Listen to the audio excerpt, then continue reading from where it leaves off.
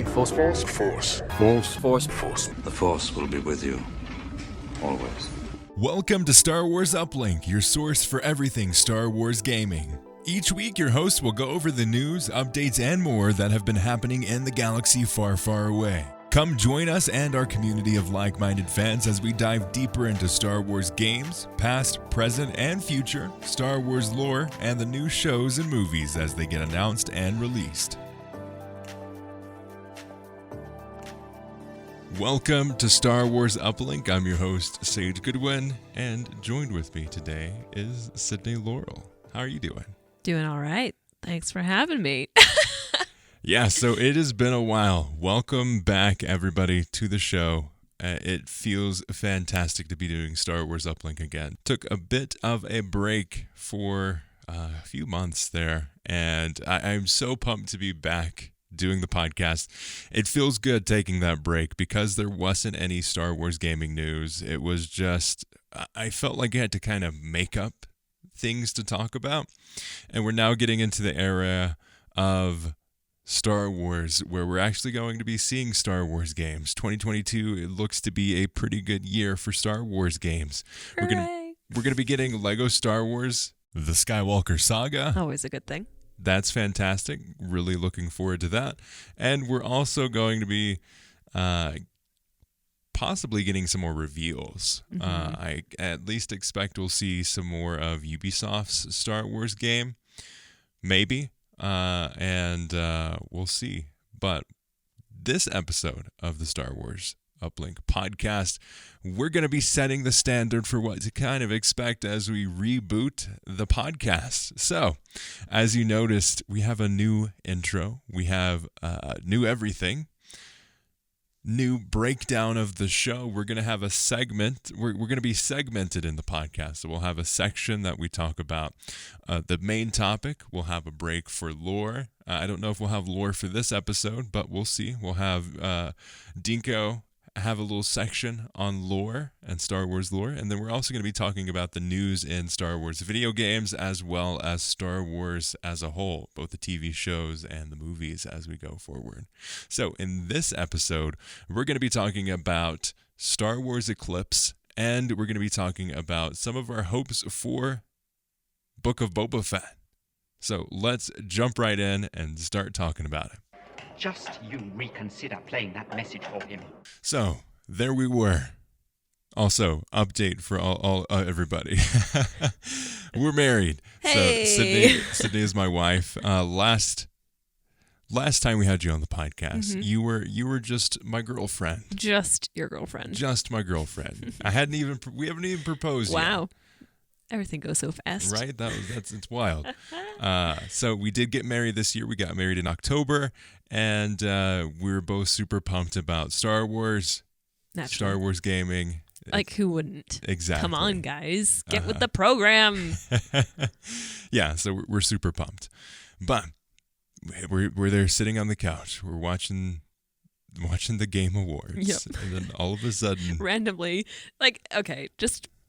preface this, I don't know, just randomly turned on the TV and we're just scrolling through YouTube. We were trying to decide what we wanted to watch. That's right. So we didn't even know it was going on. Yeah. And Sage just sees it and pops it on. We just end up being mesmerized by all the goings on. So yeah. And all of a sudden it like switches to like what? Like, what is this? I mean, I was automatically intrigued because I just love pretty things and especially drumming. And it's like, oh, hello. Yeah. What is this? Super cinematic trailer. And that's basically what it is. It is a cinematic. It's from what we've seen from leakers and kind of rumors. This is still in very early development. They're in the stage of kind of production and getting the idea around what this game will be. It is from Quantic Dream. Sadly, it is a controversy around this game. It seems like there can't be anything Star Wars without a weird decision for either the company or someone involved in the company, or a director or actor. We've seen this a lot in the industry more recently as people are becoming more aware of some of the terrible things that have been going on under the scenes for a lot of industries, especially movies and video games. So sadly, we do have to preface this discussion that the studio head for Quantic Dream is just a terrible human being, has made some questionable statements, and hasn't really made much of a good place to work. This is kind of the game that I really wanted Star Wars to make. So it's this huge kind of like, I don't know how to feel because I really want this game, but also I don't want this person to be uplifted, but also it's pretty much just him in the studio that has this issue. Good grief. Yeah, it's such a shame. Such a shame when so many good things can come out of even just one little outlier who is crummy. Yeah, I mean, even Ubisoft is a questionable studio more recently with the sexual allegation stuff that's been going on there, and just the discovery period, and some of the key people still being in higher ranking in Ubisoft. So we have a Ubisoft game and we have a Quantic Dream game, and both of those have issues in terms of morals. Morals, yeah. It's this weird kind of duality of it. Like I don't know how to feel. Yeah. There has been a movement to blackout Star Wars Eclipse, which is a very, very well named movement. But a lot of content creators and a friend of the podcast, Star Wars Explained, Alex and Molly Damon, are making an effort and making a decision not to cover the game on their channels in kind of just trying to step back and say, hey, as long as the head dude is there, I don't want to support this game. Wow. Which we completely understand, and we support that movement for sure. But I'm super pumped about the game, and I can't not talk about it. So I just want, anytime that we do discuss it, I want it to be there like, hey, this is the area, this is like the moral background that this is coming from, just so everyone is clear. But let's jump in and talk about this cinematic trailer that we got. Almost 3 minutes. It didn't give us a whole lot of details as we were watching. It literally didn't give us anything. Even when we looked up what this was all about, it was completely indescriptive. So we're just here. Yeah. Letting our eyes take in this eye candy and, a little bit more Star Wars, which is always a good thing. So yeah, for preparation of this podcast, just before we started recording, we watched it again and then went through the website to see if we can find any more details on another look through, and all of the screenshots that they have are like, this masked figure sits on this mystery planet. Like, yeah. Even the planets, like, this animal looks upon this very naturistic planet. Yeah, it's this like, masked come on, Duros. You can't give us anything. Come on, guys. Ay, ay, ay. Yeah. So, yeah, about halfway through, I'm like, so wait, are we supposed to know who this is? Or are we supposed to know who that person is? Or do we know, like, where this is? Yeah. Like, no. Oh, okay, good. So we're all on the same page then. And Quantic Dream, probably one of the more popular games that they made was a game called Detroit Become Human. And most of their games are decision-based games. So you'll be walking around this landscape. The previous one was this cyberpunk-esque world where you've got robots and you can make a decision, or androids, I believe they are, where you can make a decision to continue being a servant or make a decision to become a rebellion leader guy, depending on, like, you have these characters set in this world and the decisions drive the story, and they have different story paths depending on what decisions you make. That would be interesting. Now, is this like, do you think it's going to be more character based according to that? Do you think you're going to be following through one person's journey and just making the decisions for them, sort of thing? I don't think it'll be one character. Okay. I think it'll be a few. from their website, this is what they said. From award-winning independent studio Quantic Dream and Lucasfilm Games comes Star Wars Eclipse, a new action-adventure, multiple character, branching narrative game set in the High Republic era of the iconic Star Wars galaxy, now in early development.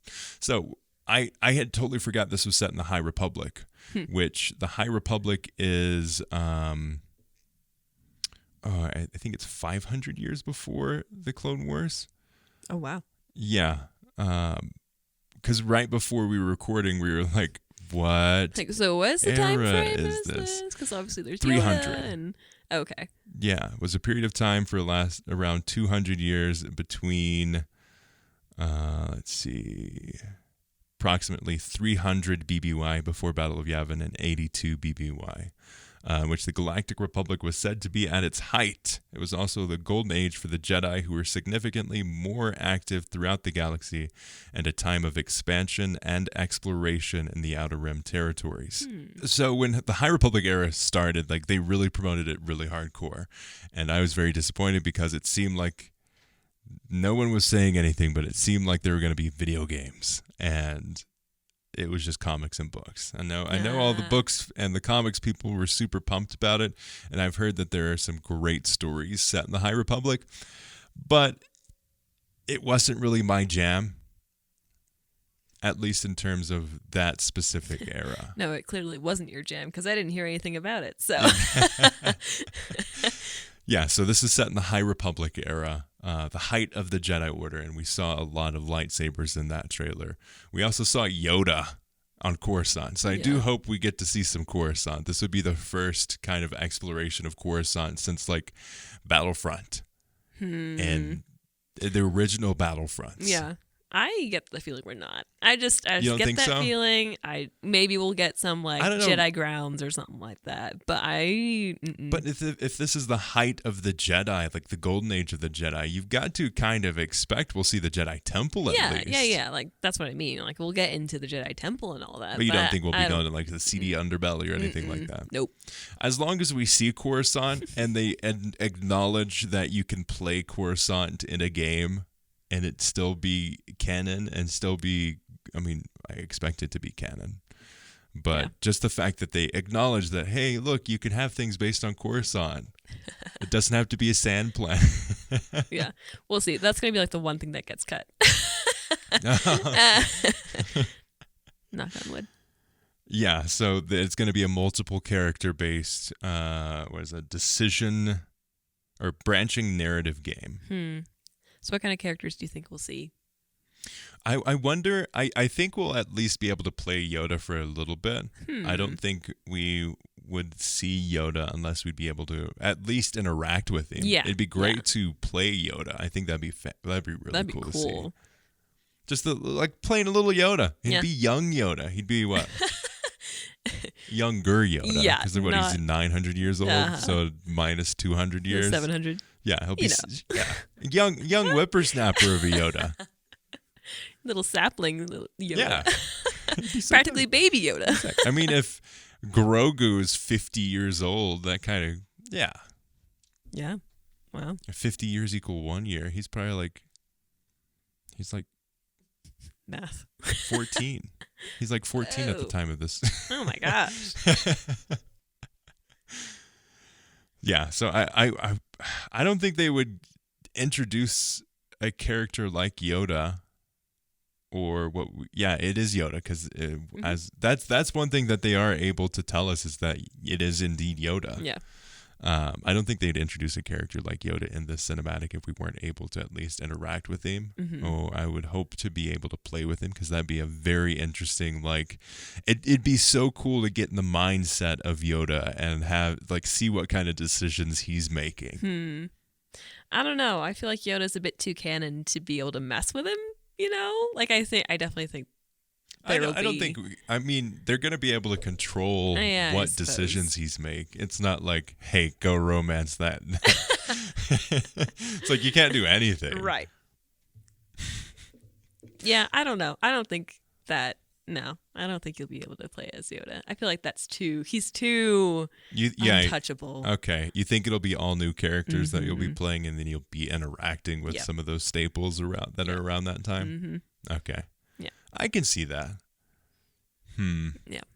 Because you get to, you see a bunch of different Jedis and whatnot, and they're all fighting and blah. And I feel like because they're so anonymous, they'll be able to plug you in better. Yeah. I think so. And it also says later on the website, compose an original Star Wars story with all new characters and environments. You have the power to make choices with consequences, thanks to many outcomes in this deeply branching narrative. So what I said stands. Yeah. Who do you think that one guy, the masked mysterious? The guy that's coming out of the tar? No, when we're in that, like, in the city, and there's the one guy with, like, the eye patch or something. Oh. I think he'll be like a bounty hunter character. That's what I get the vibe, yeah. I think this will be kind of like the first, when Star Wars Explained was on the podcast, he was talking about like the funnel of Star Wars. The widest opening of the funnel are the movies. The second widest is like the TV shows. The third, we're wondering if like tied between the animated and the video games would be probably the third, and then you've got the books, and then you've got the comics. So that's kind of like the funnel in terms of like the widest at the top, trickling all the way down to the super hardcore fans that also keep up to date with all the comics and that kind of stuff. Like the widest audience don't read the comics for sure. Yeah, definitely. So this will be a bigger expansion of the High Republic than we've seen before. Not quite to the level of like we'd see in like a TV show or a movie, but more than people would normally experience for sure. Okay, and so now going back to the black goo guy. Who? What? Has anyone seen this race before? Like, I mean, I'm sure some of the hardcore fans probably have. I don't know. It seems like he's supposed to be this. Like, just I don't know super if mysterious. Yeah, I don't know if it's we're supposed to think that we're aware of him before, or if it's this completely new villain. And it absolutely is. I know it's a new one, but there's no way. In terms of the High Republic, is it someone that we've seen before? Right, yeah. That would be pretty impressive if they've been alluding anything to this guy. I would be impressed. Yeah, I know there aren't necessarily Sith in the High Republic, but there is it's like a different kind, a different flavor. So I wonder if this is kind of like the origins of maybe the beginnings of the Sith. Like if this is like the foundation that Plagueis and all these others, Darth Bane and all of these other people that we know of, like if we'll see maybe the precursor to them, or if they use the Force in a different way, or could be something like in lore Yuzan Vong, which they are out from a different galaxy and the Force has no effect on them. They can't be like perceived by the Force. They can't be affected by it. Like it could be something along those lines, because we haven't seen that in canon yet. I think it'd be cool to see maybe a different flavor of the dark side. These people can use it in a different way than we've seen before, maybe. I think that'd be cool. That would be cool. I just love the dark vibes of it. Yeah, there's definitely a rich vibe that's not Disney. Like it did not feel like Disney at all. Which is what I'm hoping for. Like I tweeted this out. It's like I hope that they don't Disneyify it, because it is still very early in development. So usually, and with Battlefront 2, like their whole campaign for Battlefront 2 and the marketing of it was like, play for the first time ever the dark side perspective. And then, spoiler alert, they switched sides. And very early on in the campaign, like, yeah, it was super quick. So disappointing. Yeah, so I hope that we get to see that kind of seedy underbelly. We get the bounty hunters. We also get, because like most of the experience with the books and the comics around the High Republic has been exploring the Jedi side of things. So I would love to see the darker side. And with all of the shorts and stuff we're doing on the Star Wars Uplink YouTube channel, like the amount of rich history around the dark side versus the history in canon, it's like night and day. The amount of stuff that was there for Legends versus there for canon is completely changed. Interesting. Is this is this game style kind of something that you're looking for? It's not quite open world, but a little bit more open world than we've seen. Is it open world? I mean, ish. More than like a linear campaign for sure. Like I imagine you'd be able to go around these areas and talk to people in a way that you wouldn't be able to before in other games. I guess I'm confused because I've never played a game by this. Yeah. What do you call it? Quantic Dream. Yeah, Quantic. Yeah. I've never played one of their games, so I really don't know what to expect. Sometimes in making these decisions, like you can be totally like unaware that you're making these decisions, and then other times it's like, oh, okay, here's the fork in the road. Yeah. So sometimes it can feel constricting, and other times it can feel overwhelming to just not know what you're deciding. So I'll be curious to see the balance of that, I guess, or the total lack of that. So. Yeah, often I have to make decisions. Yeah, exactly. No, that's me for sure. Where I just get overwhelmed with. Yeah. Am I making the right decision? And even in Witcher, I'm like, yeah. Oh yeah. Do I play nice guy? Do I play Witcher guy? Yeah. So it's gonna have to be pretty role playing. Like you're gonna have to get in your head about it and really dig into the character that you want to make. Yeah. And sometimes that's a lot. Like that's asking a lot of the player. Sometimes. I mean, depending on how you play. What I love too is like on the website they mention let's see here, play a diverse cast of charismatic characters, each with their own story, abilities, and role to play in the tapestry of events that could alter the carefully balanced piece of the Outer Rim. Every decision you make can have dramatic repercussions on your journey. The way of life in the Outer Rim is being threatened, and you must define your path. So it looks like we're going to be heavily focused on the Outer Rim, which makes sense. That's like the standard kind of like the safe choice for a direction. Like as you get closer to the Jedi Temple, don't mess with the planets that we all know and love. Let's go out to some rando place that we can totally screw with. Nobody knows this planet. It's in the Outer Rim. Like we just created it. But something bad's going down around here, so you better buckle up and fix the galaxy. One tiny area at a time. Yeah. I think it'll be good. Yeah. Ultimately, I hope it's not like I know it won't be like every decision is the game-changing one, but like maybe you get to control what color your pants are. I definitely if you choose yellow, the planet will be destroyed. Make sure you don't choose yellow pants because I'm sorry, but Tatooine will explode. So it kind of sounds like they're going to make characters that already have a full background. Yeah, I don't expect you'll be plugging creating yourself anything. in. You just get to choose, am I feeling nice today or am I feeling mean today? You know? Yeah. Like, so that's interesting. In a way, I kind of appreciate that because it takes some of the pressure off. You're just like, I'm just choosing this character because I relate to them, or I'm choosing this character because it's absolutely not who I would be, but it's just fun to... That's what I love about these kinds of games where you don't control the character creation. Like I feel you're able to tell a much better story if you're forced into a character that you wouldn't normally go through. I mean, we're friends with people that play the exact same character in Skyrim every time that they play Skyrim. Yep. And they play it like they start over all the time, and that they're always the same person. So it's like, okay, maybe try someone new this time. Exactly. Yeah. So I think that'll be a really good addition to it, and they can control kind of the canonness of it in a much better way. At least I expect. We'll see. Switching gears a little bit here, let's talk about the Book of Boba Fett. All right.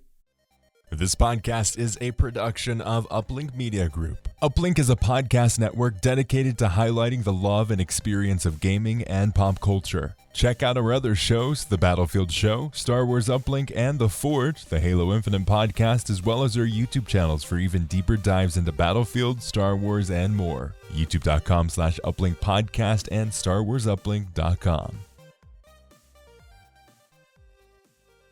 Only different in your mind. You must unlearn what you have learned.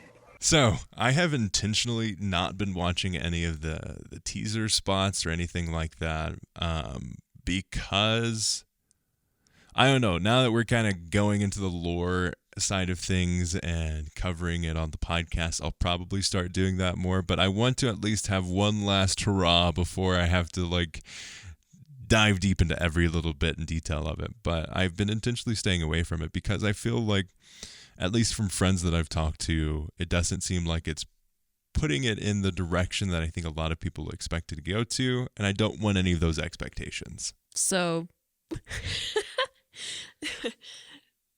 you've been purposefully distancing yourself from what it is, in order to still feel the feelings of what you hope it will be.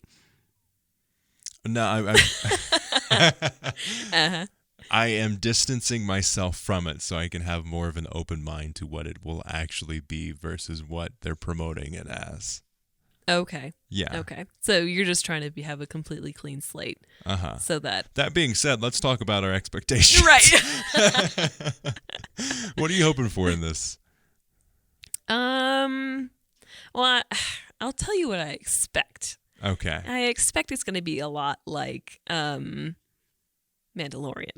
Mm-hmm. I expect it's a spin-off of Mandalorian. Right. So and it already, just from the very little that I've seen, it already feels a lot like it. It's got that Mando vibe. Yeah, it's got the Mando vibe. So who knows? Every episode of Mandalorian felt really different. Mm-hmm. Even though it was all trying to tell a linear story, it didn't feel like it. Yeah. It's about time to rewatch Mandalorian too. Yeah. So yeah, I honestly, I'm kind of going into it. I don't really know any lore of Boba Fett. Well, I mean, most of the lore that we knew got wiped clean with Disney buying it. So they are kind of restructuring the character.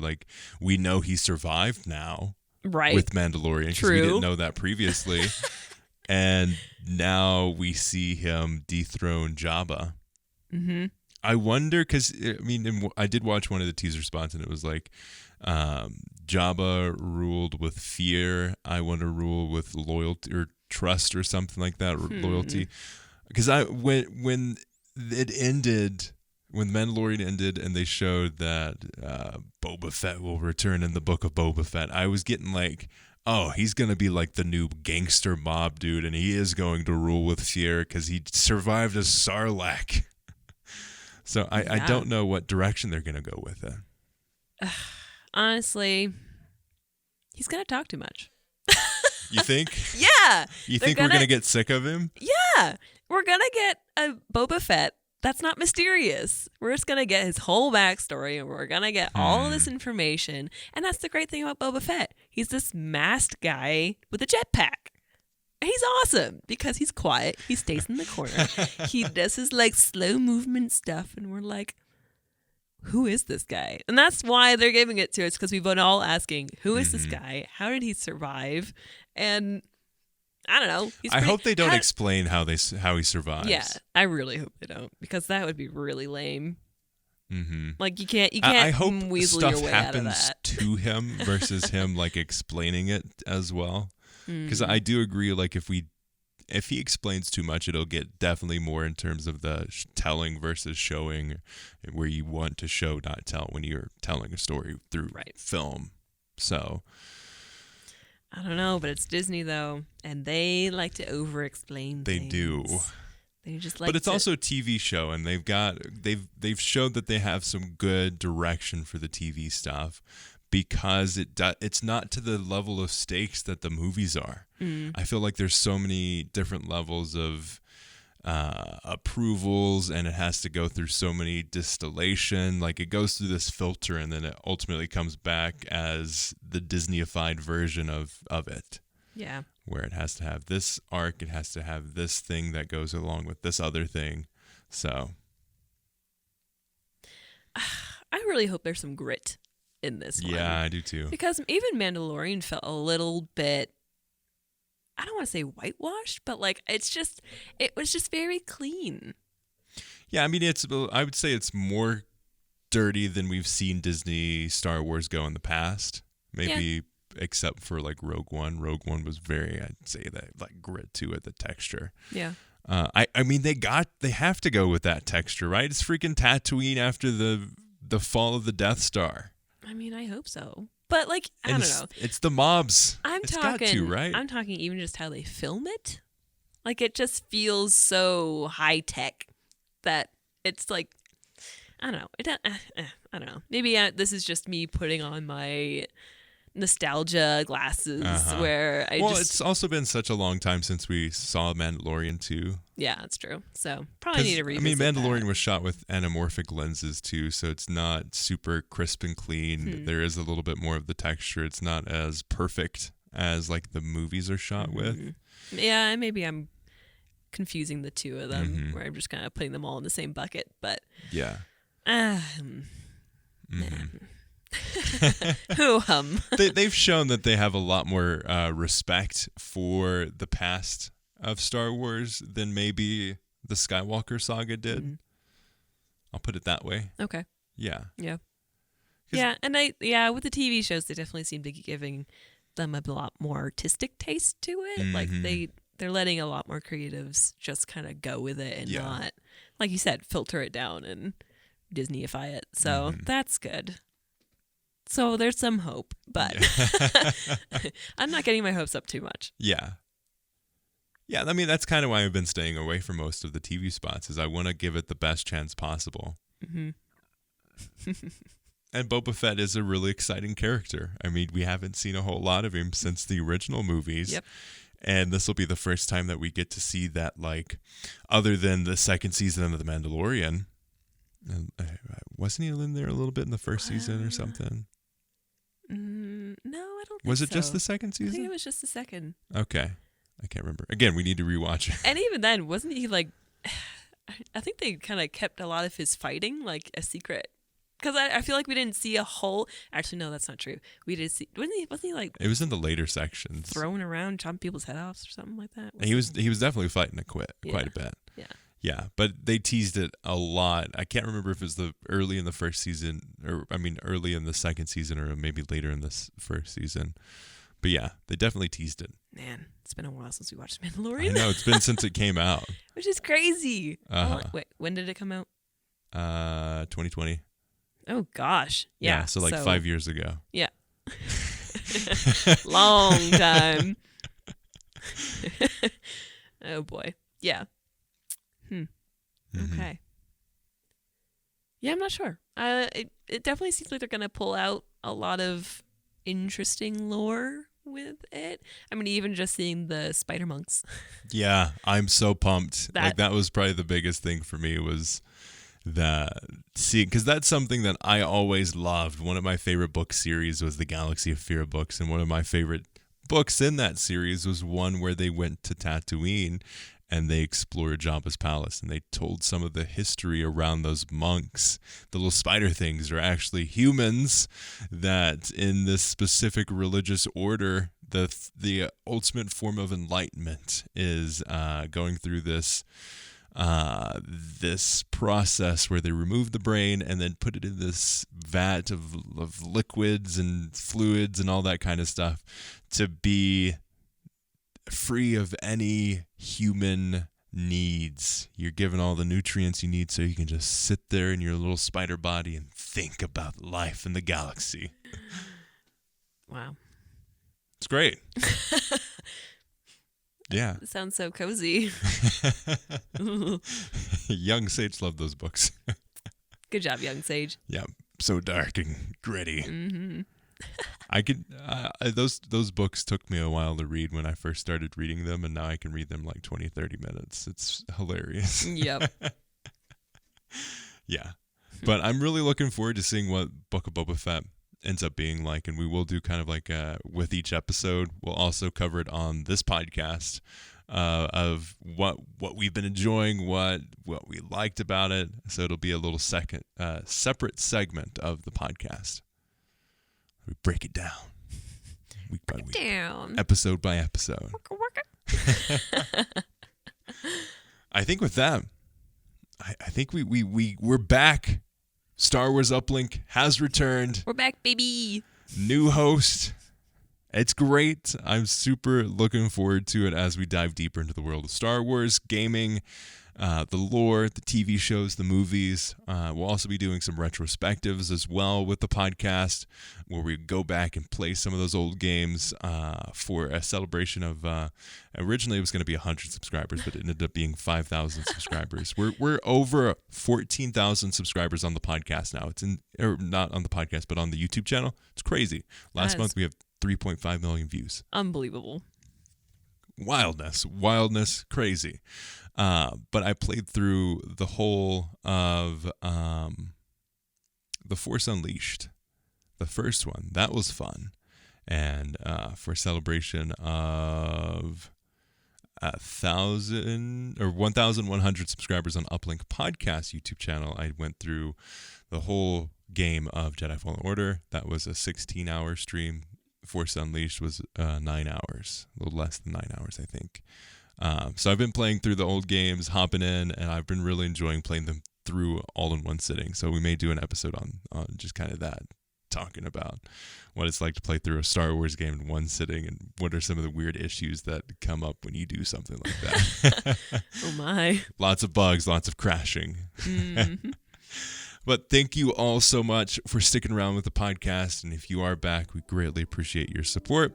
Definitely leave us a review on iTunes, and we'll see you next time. See you later, guys. May the Force be with you.